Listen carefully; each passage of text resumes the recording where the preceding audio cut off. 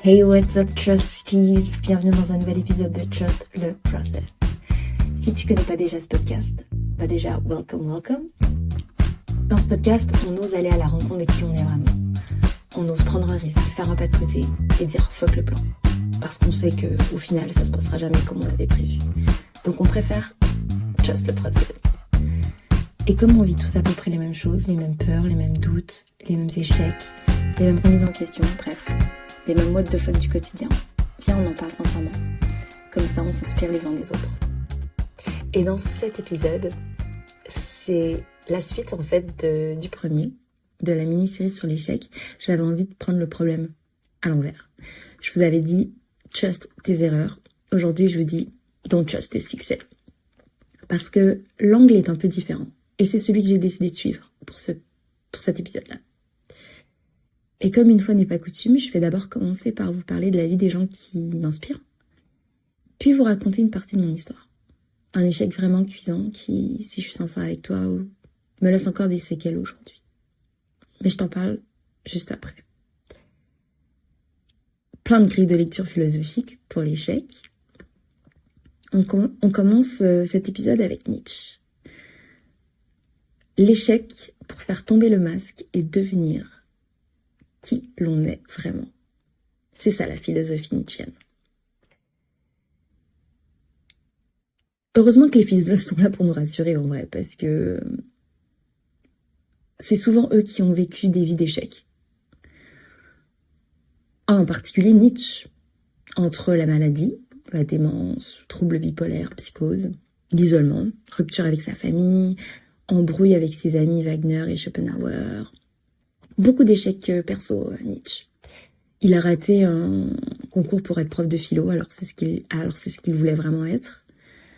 Ce qui est quand même génial quand on y pense. On se dit, bon, si Nietzsche n'est pas devenu prof de philo, ça va en fait, on est large. Il a été prof de lettres, donc grec et latin pendant 10 ans, puis il s'est fait TEJ, donc encore un échec. Échec universitaire en plus. Et ce qui est drôle, non, c'est super triste, miskin quoi.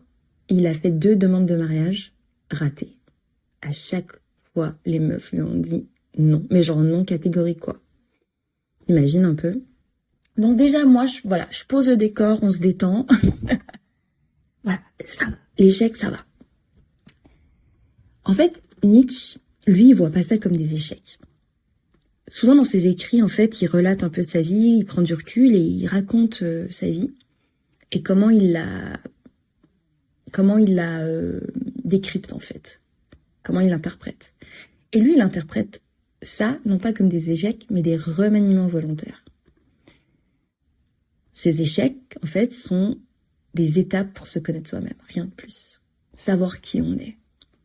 Et comme je l'ai dit dans mon dernier épisode, si la réussite, elle arrive trop tôt, est-ce que vraiment cette réussite, est-ce que c'est une réussite dans un sens plus profond du terme, quoi? Qu'est-ce qu'on a réussi si on a réussi tout de suite? Et ça, c'est vraiment Nietzsche, c'est échouer pour savoir qui l'on est. Dans son œuvre Zarathustra, il dit « Deviens ce que tu es ». C'est sa famous catchphrase. Et la réalité, c'est qu'il faut souvent le temps d'une vie pour y arriver, clairement. Mais du coup, l'échec, c'est pas une étape à surmonter pour lui, mais c'est une nécessité. Elle a sa place dans le destin, elle est fondamentale. Échouer, c'est devenir qui nous sommes. Donc, c'est un peu le purpose de nos vies, quoi. C'est vraiment c'est le début et la fin. Le vrai échec, selon Nietzsche, en fait, rater sa vie, échouer, c'est justement ne pas devenir ce que l'on peut être. Ce que l'on peut devenir. C'est ça, passer à côté de sa vie, selon lui. Il dit, ceci c'est une autre de ses catchphrases, nous sommes pour nous-mêmes étrangers. En fait, on ne sait pas qui on est. Et pour réellement se connaître soi-même, il faut pas se tourner vers soi. On peut penser que, bon, je me connais moi-même, vas-y, je fais une introspection. Nope. En fait, c'est se perdre qui nous permet de nous connaître nous-mêmes. Un peu par hasard, comme quand on se retrouve perdu dans un chemin, enfin on a pris des routes, bref, on n'a pas suivi le GPS parce que plus de batterie dans le téléphone, du coup on y est allé un peu au pifomètre, genre vas-y, je crois que t'es par là, puis en fait non, tu t'enfonces toujours un peu plus loin dans ton délire, t'es perdu quoi, et tu veux pas l'avouer, mais bon, tu continues, puis à un moment donné, après s'être perdu longuement, tu trouves ton chemin quoi. Puis après tu sors une phrase bateau du genre ouais mais de toute façon toutes les routes mènent à Rome, je sais pas quoi. Mais en vrai t'étais perdu, t'étais du père. Et c'est ok, c'est cool en fait, parce que se perdre, c'est se trouver. C'est comme laisser mûrir nos instincts primordiaux en fait. Alors que si on veut devenir quelque chose de précis, fonctionnaire, savant, bon citoyen, un homme d'État, dans son œuvre il dit posséder une maison à 28 ans, avoir des enfants et un chien. Là on est dans une logique de réussite. Pour lui ça c'est de la comédie sociale. En fait, on s'éloigne de son véritable soi. C'est comme si on avait un programme à accomplir. Être dans la norme. Moi, dans ce podcast, je parle de cases à cocher, quoi. Et en fait, on se sent à l'étroit dans ces normes. Dans cette liste de cases à cocher, c'est... je veux dire, la liste, elle est claire, elle est précise, mais elle est étroite, en fait. Et pour Nietzsche, savoir qui on est, c'est avoir cet irrépressible besoin de liberté. C'est-à-dire de se dire, ok, je veux être partout, mais plus ici. Un peu comme moi dans mon taf, quoi. So sad. Non, mais vraiment, c'est de se dire, ok, je suis là, mais j'ai pas envie d'être là, j'ai envie d'être ailleurs, en fait. Et je sens en moi, en fait, cet élan, si je l'écoute seulement. Enfin, voilà. Et du coup, je dois me dégager de cette norme, confortable, certes, mais il faut commencer par se détacher de cette norme pour se retrouver, en fait. L'image de la mue, elle est très importante chez Nietzsche. Il y a comme ce truc d'abandonner ses vieilles peaux, se détacher pour revenir à soi, en fait, se divertir pour revenir à soi, se connaître. Tout en gardant à l'esprit que on reste un étranger pour soi. Ça, c'est vraiment un truc que Nietzsche dit beaucoup. On n'arrivera jamais à entièrement se connaître, mais c'est justement ça le game de la vie, c'est de chercher à se connaître. Alors que quand on est dans ces normes, quand on a coché ces cases, qu'on est propriétaire à 28 ans, qu'on est en couple, qu'on a fait la demande, qu'après le mariage, c'est le premier enfant, puis après le chien, let's go, on veut plus jouer le jeu de la vie, en fait. On veut plus jouer le jeu de la liberté. D'où mon mantra, fuck le plan, trust le process. Le plan, c'est cette comédie sociale.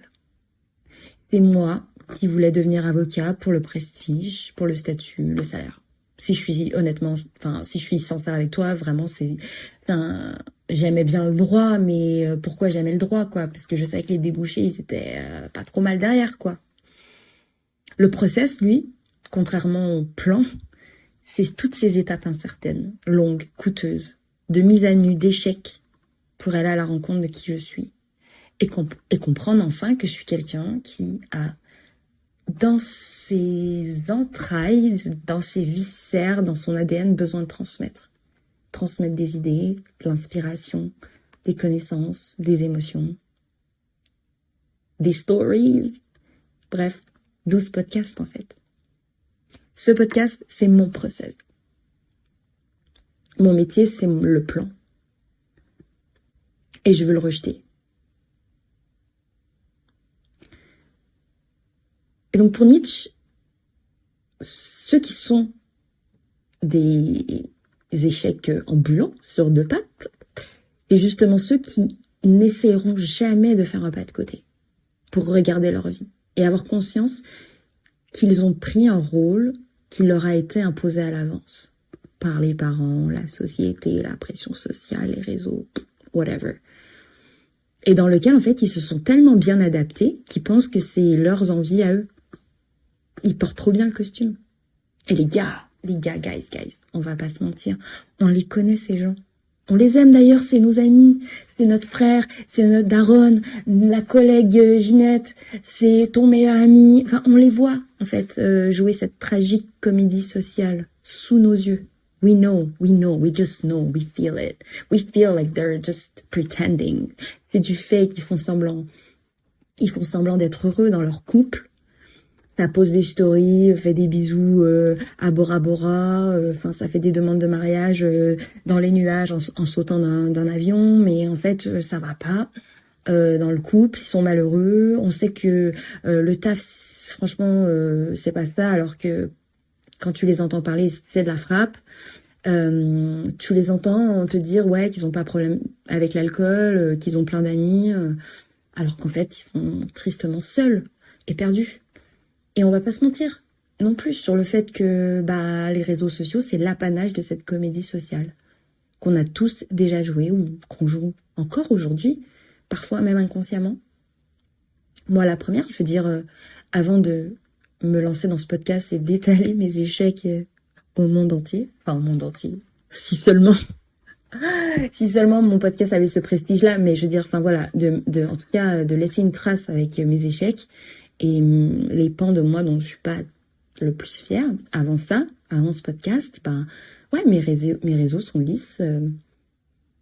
Tu regardes mon profil, t'as l'impression que tout va bien, que j'ai une vie parfaite et que tout est beau dans le meilleur des mondes, quoi. Parce qu'on veut tellement se protéger de l'échec.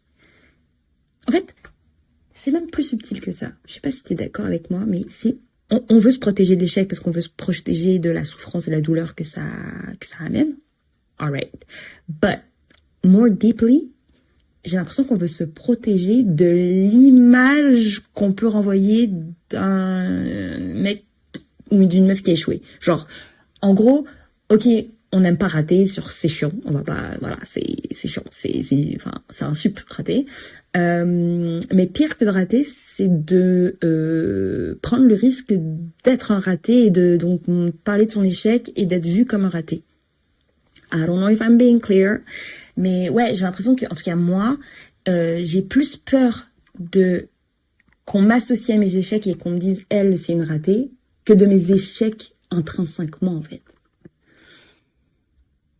Et donc on fait tout pour montrer sur les réseaux qu'on est en train de réussir notre vie.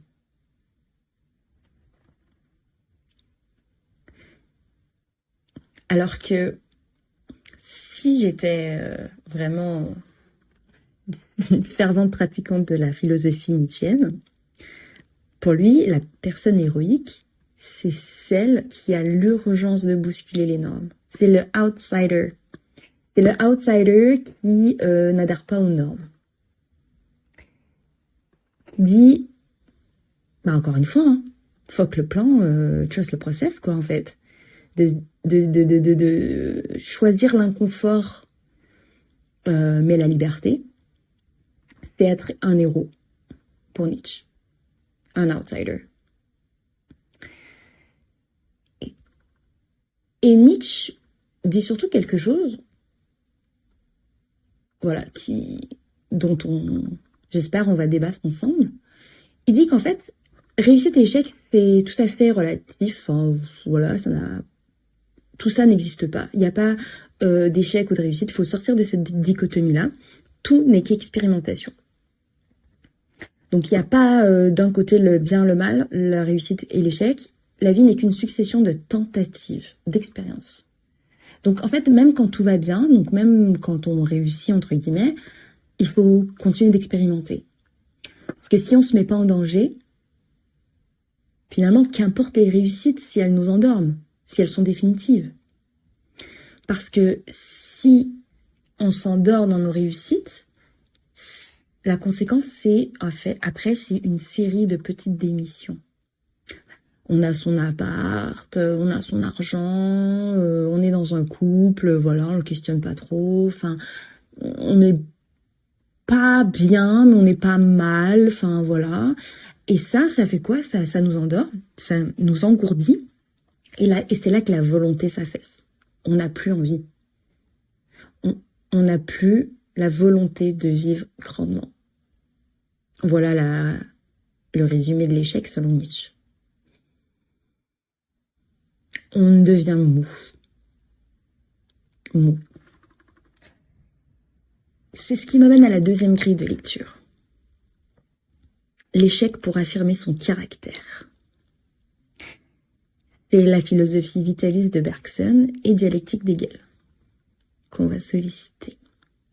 Donc, si nos échecs finalement nous permettent d'être des héros, vraiment vivre la vie, et nos réussites finalement des gens un peu mous, sans volonté,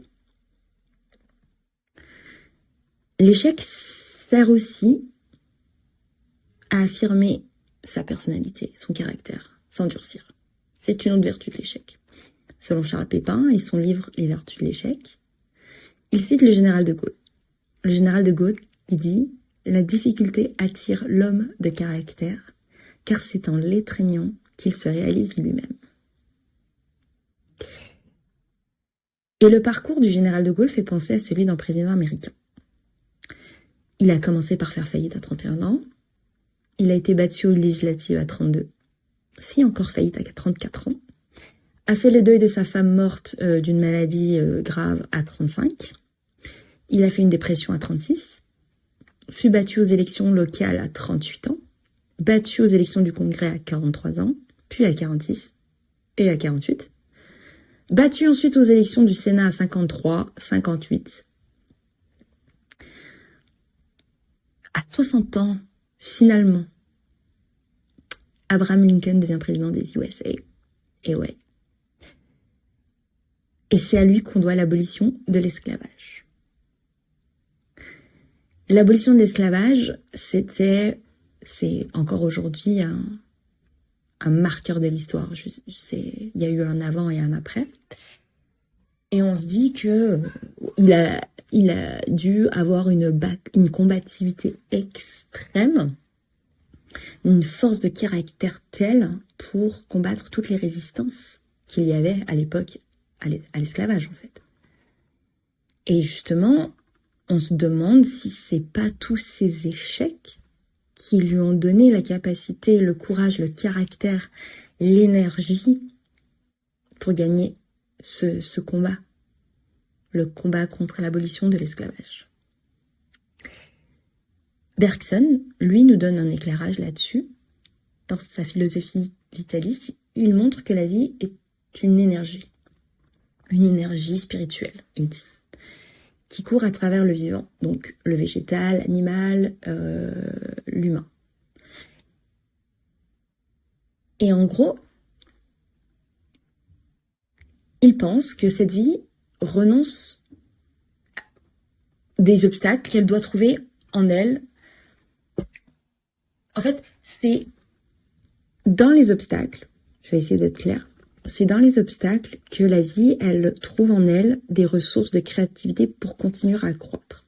En gros, la créativité, c'est pour Bergson la vérité profonde de tout être vivant. C'est comme la lierre qui continue de grimper sur la pierre malgré les obstacles qui lui barrent la route. C'est comme si la vie, c'est cette énergie, cet élan. Et nous pouvons l'éprouver d'autant plus qu'elle est contrariée. D'autant plus qu'elle est remise en question par l'échec. Donc plus il y a d'échecs, plus il y a de la créativité. Les échecs sont comme des façons de mesurer sa force de vie en fait. Je sais pas si ça t'est déjà arrivé, mais certainement, parce qu'on fait tous preuve de créativité à un moment ou à un autre, même ceux qui pensent ne pas être créatifs le sont. La simple façon qu'on a à trouver des petites solutions à des petits obstacles, des petits problèmes de, je sais pas, du quotidien en fait. De se dire, je sais pas, en fait, je voulais faire telle ou telle chose, puis en fait je peux pas parce que j'ai pas tel diplôme, j'en sais rien. Donc finalement, ce que je vais faire, je vais faire une passerelle, je vais passer tel et tel examen, où ça prendra un peu plus de temps, mais je ferai mon métier pendant 5, 6 ou 7 ans, puis avec l'expérience, j'essaierai de passer le concours. Bref, tous les jours, on essaye, en tout cas, moi j'essaye de trouver des solutions, d'être créatif chaque fois qu'il y a un obstacle. Et ça, c'est cet élan de vie dont parle Bergson, qui dit que non seulement notre élan vital est plus fort que l'adversité, mais il s'en est nourri en fait. Plus ton élan vital est grand, plus tu as connu l'adversité en fait. Notre élan vital a besoin de l'échec comme nourriture. Sinon, notre volonté s'affaisse, pour recouper avec la pensée de Nietzsche. C'est-à-dire que quand t'as pas d'obstacle, quand t'es dans un faux confort que moi j'appelle, tu remets rien en question parce que voilà, en fait c'est pas, la situation elle est pas assez désagréable pour que tu te rebelles, mais en même temps elle est pas incroyable pour que vraiment tu t'épanouisses. On a besoin d'échouer pour se forger en fait, pour créer. Par contre, contrairement à la philosophie nietzschéenne, qui invite du coup à sortir de la dichotomie réussite-échec, la philosophie de l'échec d'Hegel, elle est dialectique. C'est-à-dire que l'inséparabilité des contraires, donc réussite-échec, amène au dépassement final.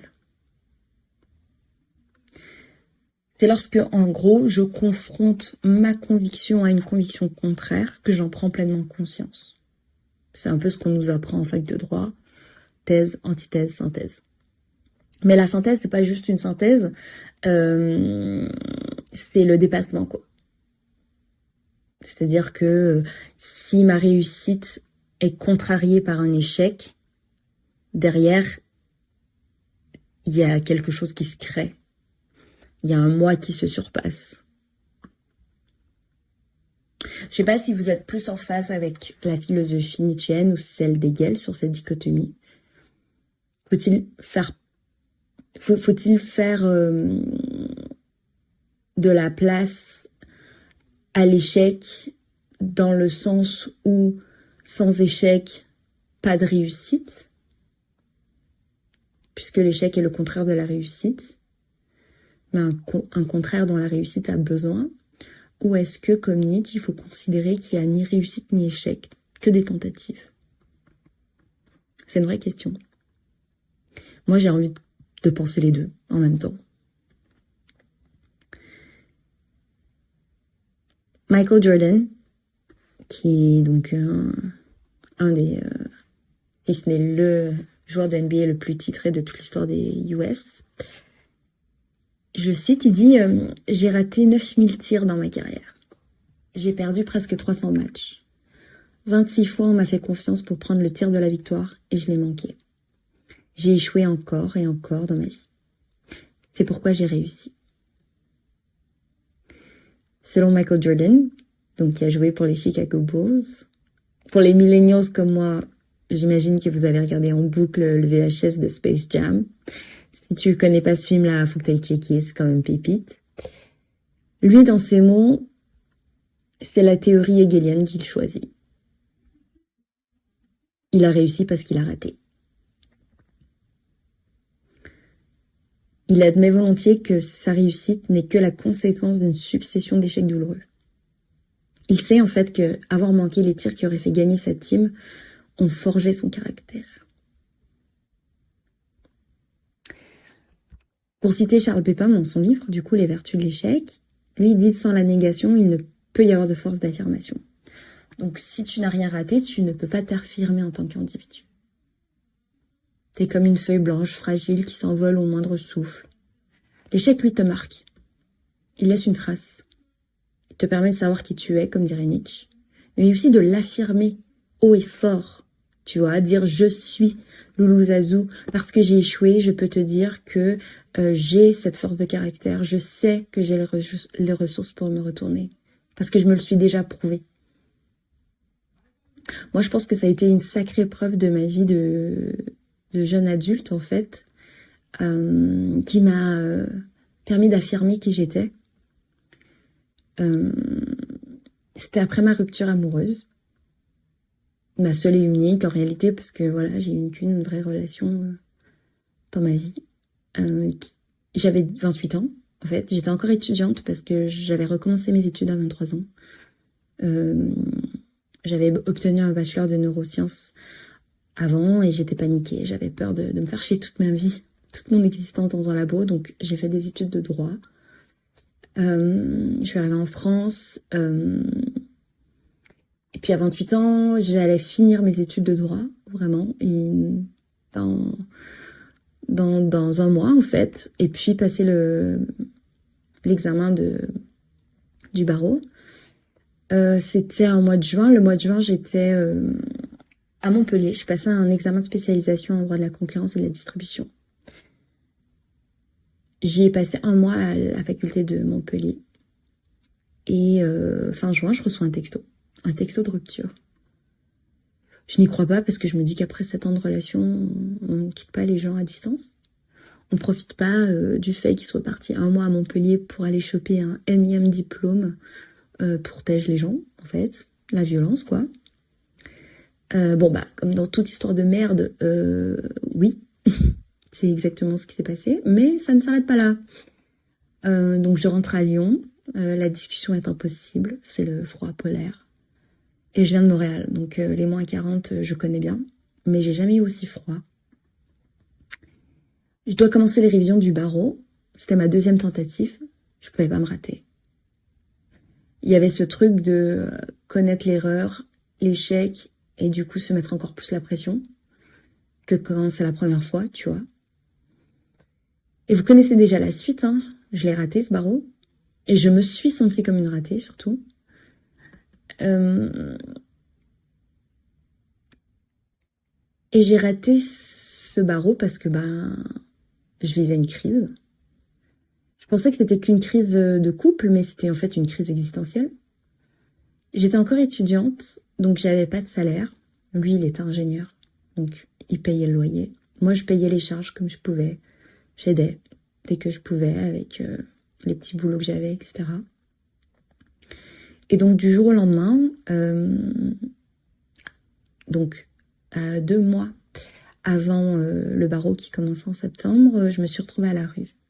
Sans logement, sans argent. Et puis enfin, sans barreau, par la suite. Donc là, j'avais tout échoué, n'est-ce pas, hein, enfin... Mais à ce moment-là, j'ai compris que j'avais réussi quelque chose. J'ai réussi... Enfin, là, je vous le dis aujourd'hui, peut-être avec le recul, peut-être que même sur le moment, t'as tellement la tête sous l'eau, t'es tellement en mode survival, t'es en mode fight, flight et freeze, quoi, que tu te rends même pas compte de rien. Mais en tout cas, avec le recul, je sais que j'ai réussi quelque chose. J'avais réussi à créer des liens d'amitié profonds. Tu sais, de ces amitiés qui répondent présentes quand vraiment t'as plus rien à leur donner, en fait. En fait, ils sont juste là pour toi et pas pour ce que t'as. Vraiment pour ce que tu es. J'avais 8 paires de clés dans mon sac à main. Je squattais une nuit chez l'un, une nuit chez l'autre. Et ça a duré presque 1 an comme ça. Pendant presque 1 an, j'ai été logée chez un ami gratuitement. Je lui en serai d'ailleurs toujours reconnaissante et redevable. Et voilà, de toute façon, c'est même pas des amis finalement, ça c'est des gens, c'est ta famille quoi. Et donc je rate l'examen et il fallait vite que je trouve quelque chose. Hein. Je me retrouve seule, sans argent, sans couple, sans logement. Donc je fais des babysitting, je fais du service à la clientèle, bref. Le temps de me retourner.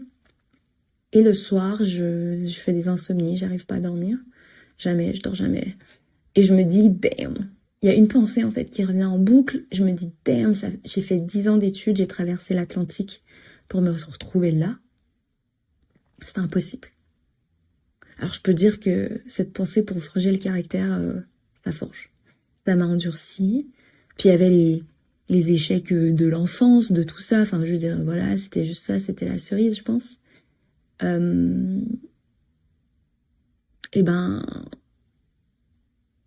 Cet échec, ça m'a donné le caractère en fait que j'ai aujourd'hui, c'est-à-dire que je sais que quoi qu'il arrive, j'arriverai à me retourner. puisque c'est ce qui s'est passé, puisqu'au final, j'ai réussi à avoir un job à la hauteur de mes attentes, dans lesquels j'ai des responsabilités que je pensais jamais avoir aussi vite. Enfin, puis aujourd'hui, c'est des chasseurs de tête qui viennent à moi et c'est moi qui refuse. Parce qu'aujourd'hui, j'ai le choix. J'ai même le caractère aujourd'hui de dire fuck this job, fuck this. Ok, 10 ans d'études, mais je suis pas coincée parce que j'ai fait 10 ans d'études. C'est pas grave en fait. Ça me servira à faire autre chose et c'est ce que je fais aujourd'hui avec mon podcast. Et je pense que si j'ai réussi à lancer mon podcast aujourd'hui, c'est parce que j'ai traversé ces périodes d'errance et d'échecs et que petit à petit, mon caractère s'est forgé et on se dit en fait, fuck it, tu vois. Donc, l'échec, pour affirmer son caractère, que ce soit par Bergson ou par Hegel, il y a une énergie derrière l'échec, comme dirait Bergson, qui nous fait trouver des solutions, redoubler de créativité pour s'en sortir et se retrouver, quoi. Et comme dirait Hegel, la dialectique de l'échec, c'est que, il n'y a pas de réussite sans échec. Et surtout, l'échec nourrit les réussites, en fait. Et inversement.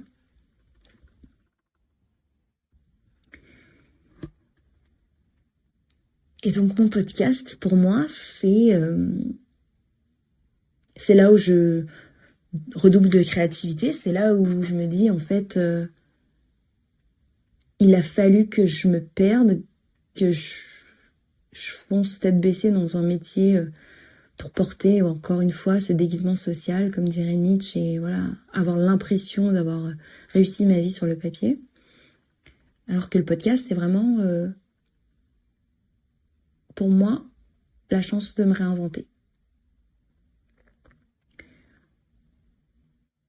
Là, on part sur une grille de lecture existentialiste, celle de Sartre, qui voit l'échec comme une chance, une opportunité de se réinventer, de réécrire constamment notre histoire. Selon Sartre, l'existence précède l'essence.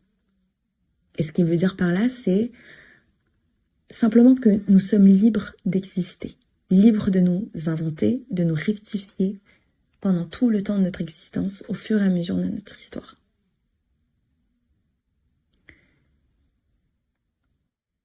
Et que si on vit si mal l'échec, c'est parce qu'on croit qu'on est l'échec. Si on se détache, si au lieu de s'identifier à nos échecs, on pensait autrement, ça ferait moins mal.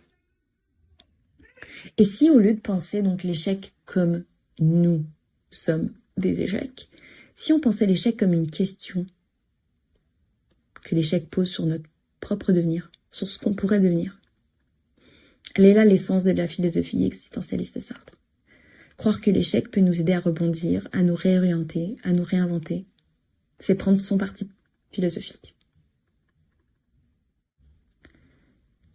Une autre vertu de l'échec, c'est qu'il ne rend pas forcément plus sage, plus humble, plus fort, comme on a pu le démontrer précédemment ou dans l'autre épisode. Mais il y a aussi cette vertu qui nous rend simplement disponibles pour autre chose.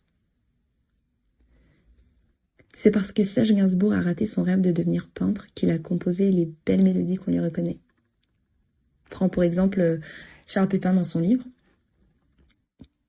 Pour imager en fait cette philosophie existentialiste, Serge Gainsbourg a traversé une crise.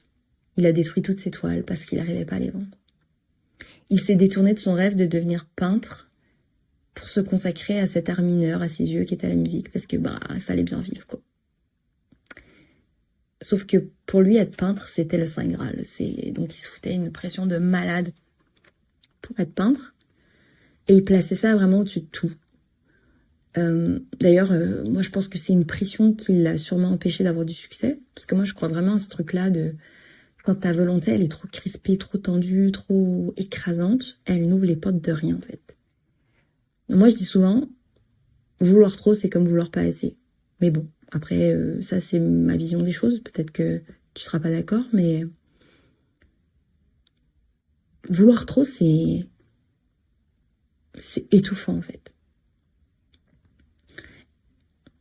Et c'est parce que pour Serge Gainsbourg, la chanson elle avait pas d'enjeu véritable, qu'il y avait de la place en fait pour une volonté non pas crispée mais relâchée. Un genre de I don't give a shit quoi, enfin let's just play with it, you know. C'était genre ce truc de vas-y, let's go with the flow, on verra bien ce que ça donne. Genre moi et mon podcast. We will see. Mais il y a ce truc de genre, tu sais quoi, je le fais pour m'amuser, c'est ma passion, mais j'ai pas envie de nécessairement... Enfin, c'est pas grave si je réussis pas, quoi.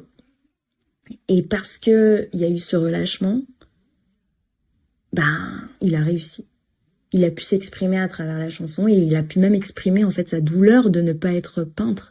Ce qui fait que en fait, dans ses chansons, on se reconnaît, ça nous touche, tu vois. C'est un peu même, encore une fois, hein, son échec en tant que peintre l'a servi à réussir sa carrière de chanteur, enfin, qu'il avait pas du tout voulu, quoi, en fait. Donc c'est genre double win. L'échec égale 2 wins, genre. Tu trouves ta voix, et en plus, ben, dans ta voix, tu réussis encore mieux parce que t'as échoué et que t'en parles et que ça laisse une trace indélébile en toi et ça fait de toi qui tu es, tu vois. Ça te permet de raconter ton histoire, de toucher chez les autres. Je trouve ça beau, moi. Charles Pépin cite aussi dans son livre, donc Les Vertus de l'échec, un livre, le zen dans l'art chevaleresque du tir à l'arc, d'Eugène Rivière. Et il cite « C'est au moment où il est enfin parfaitement relâché que le tireur atteint sa cible. Une onde de crispation suffit à le faire échouer. » Alors moi ça, je le vis chaque fois que je danse. Enfin, à chaque fois que je danse pour prouver, je rate. Je me rate complètement, mon corps se rigidifie, je ne danse plus, je pense. Je suis plus dans mon corps, mais dans ma tête. Et ça tourne en boucle. Et les pensées limitantes, elles viennent, elles disent « Hello, t'es une merde. Hello, tu sais pas danser en fait. Hello, tu crois que t'es qui ?» Hello, c'est gênant. Gênance absolue, comment tu bouges ton corps. En fait, va te cacher. Je suis dans ma tête. À chaque fois que je dois me confronter à un autre danseur, bah, dans un battle ou quoi, j'en oublie la notion de plaisir. Et donc mes jambes tremblent. Je ne sais plus danser. Vraiment, je ne sais plus danser. Alors que quand je suis, je sais pas, en soirée, je suis chez moi, je suis dans la rue, qu'il y a une musique en fait, dans mes écouteurs qui pop-up, que j'avais pas écouté depuis un moment et qui m'enivre, qui me prend, me traverse, bah mon corps bouge tout seul. Il danse comme... Je ne savais même pas, moi-même, qu'il pouvait danser. Et ces moments sont tellement incroyables. Et c'est là où je me dis, putain, mais... Volonté relâchée. Arrêtez de crisper comme ça tout le temps, il faut, tu dois, réussir, et j'en reviens à mon premier épisode et l'éducation nationale française, il faut tout réussir, tout fast track, vraiment vite, être sur les bons rails, pas s'échouer, pas se louper, parce que sinon c'est terminé quoi, end of the road. L'échec c'est pas un cul-de-sac, il y a aucune impasse en fait, l'échec c'est un carrefour. Et il sert à nous rediriger, à prendre une autre route, à se réinventer, comme dirait Sartre. Donc être existentialiste, c'est valoriser l'échec comme une ouverture du champ des possibles. Échouer beaucoup pour exister davantage. Plus t'échoues, plus t'es vivant. C'est ne pas s'enfermer dans une réussite et en faire une étiquette de ce que nous sommes pour le restant de nos jours. Médecin, prof, trader, whatever it is, you know. On s'enferme dans ces étiquettes. Et c'est nous, en fait. On est notre métier. On est nos diplômes. On est tout ça. Enfin, il n'y a pas d'autre option. Don't trust tes succès parce que je pense que avant même de redouter l'échec, il faut redouter que le succès dans une voie ne nous enferme dans cette voie. et nous conduisent à vivre toute notre vie sans savoir qui on est vraiment. Pour moi, c'est ça la tragédie.